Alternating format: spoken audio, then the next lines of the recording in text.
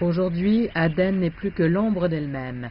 Le port international, qui était autrefois très actif, est maintenant calme. Les hôtels autrefois bondés de visiteurs étrangers sont aujourd'hui détruits. Les écoles, jadis remplies d'enfants rieurs, sont fermées.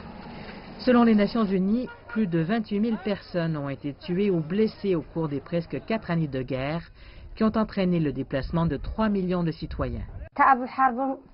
Nous étions au milieu des bombardements, nous étions en plein milieu. Nous avons dû quitter notre maison et fuir. Nous avons emmené nos enfants et nous nous sommes échappés en rampant par terre. Des milliers d'autres personnes sont mortes de malnutrition, de maladies et de problèmes de santé.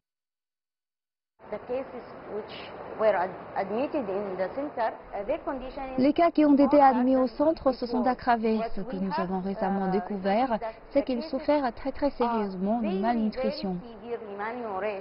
Le Yémen est également confronté à la plus grave épidémie de choléra des temps modernes.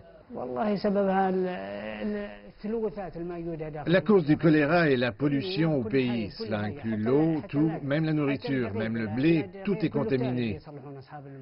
L'économie du pays s'est effondrée et sa monnaie, le rial, est en chute libre alors que les prix augmentent.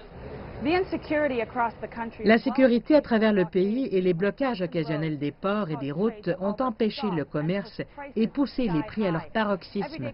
Les produits de base tels que le pain sont désormais hors de portée pour un pays qui était déjà pauvre.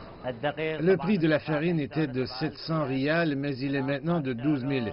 Tous les prix des denrées alimentaires ont bondi et la vie est devenue beaucoup plus difficile.